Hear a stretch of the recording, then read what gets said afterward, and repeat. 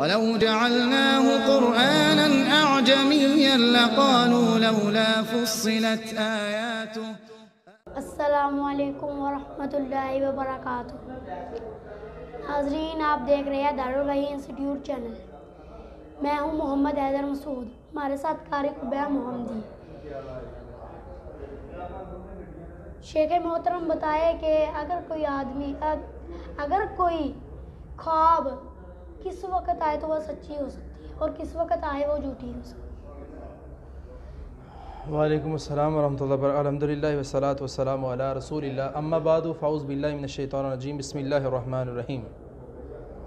نحن نقص علیک احسن القصص بما اوحینا الیک ھذا القرآن وان کنت من قبلہ لمن الغافلین اذ قال یوسف لابیہ یا ابت انی رأیت احد عشر کوکبا والشمس والقمر۔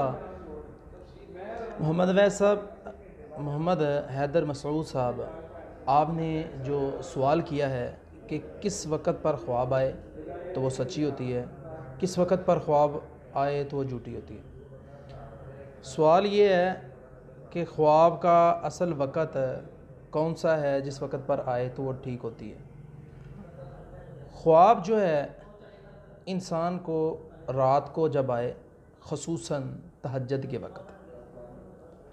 تہجد ایک ایسی چیز ہے، ایک ایسا ٹائم ہے کہ جب اللہ ذوالجلال والاکرام آسمان دنیا پر آئے ہوتے ہیں، پہلے آسمان پر آ جاتے ہیں، تو وہاں آ کر کہتے ہیں میرے بندے مانگ مجھ سے کیا مانگتے ہے کوئی معافی مانگنے والا، حل من مستغفرین، ہے کوئی مجھ سے کوئی اس کو پریشانی ہو تو اس کے لیے دعا کرنے والا۔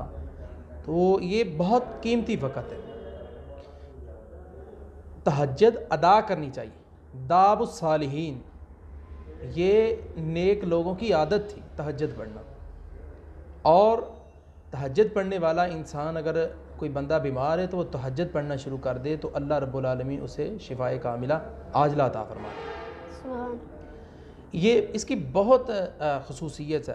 اس وقت پر جو بھی خواب آتا ہے انسان کو، وہ لیٹا ہوا ہے، اسے خواب آتی ہے، خواب کے اندر جو بھی چیز نظر آتی ہے تو یہ کمال وقت ہوتا ہے، اس وقت پر آئی ہوئی خواب سچی ہوتی ہے۔ تو اسی طرح آدمی کو دن کو اگر آرام کرتا ہے پھر خواب آتی ہے پھر بھی ٹھیک ہے، وہ بھی سچی ہوتی ہے۔ خصوصاً امام جعفر صادق رحمۃ اللہ علیہ بیان کرتے ہیں، انسان کو اگر کیلولے کے وقت خواب آئے، کیلولہ کہتے ہیں دوپہر کے وقت تھوڑا سا آرام کرنا، جس طرح اللہ کے نبی صلی اللہ علیہ وسلم دوپہر کے وقت آرام کیا کرتے تھے، اس وقت اگر کوئی آدمی سویا ہوا ہے، کیلولے کے ٹائم پر اسے خواب آ جاتی ہے تو وہ خواب جو ہے وہ سچی ہے۔ اور کیلولہ جو ہے یہ کرنا چاہیے، یہ سنت ہے۔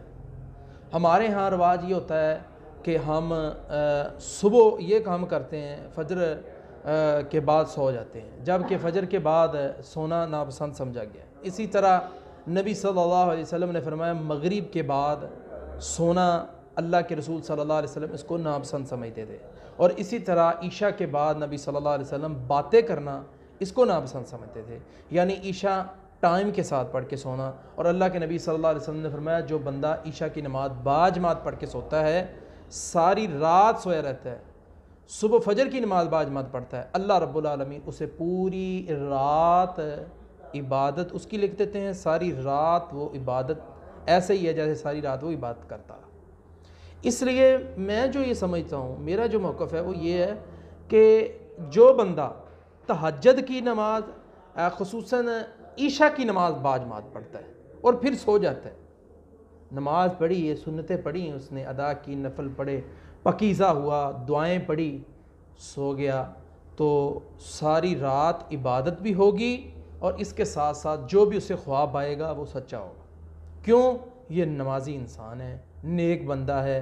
اور انشاءاللہ تعالی میں نیکسٹ ٹائم پہ یہ بیان کروں گا کہ کوئی بندہ یہ چاہتا ہو کہ مجھے خواب اچھے سے اچھا آئے تو وہ کیا کرے، انشاءاللہ تعالی وہ بھی میں بیان کروں گا کہ اچھے خواب کے لیے کون کون سی چیزوں کا ہونا ضروری ہے۔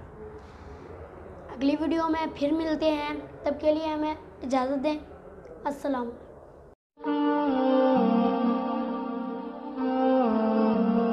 ولو جعلناه قرآنا أعجميا لقالوا لولا فصلت آياته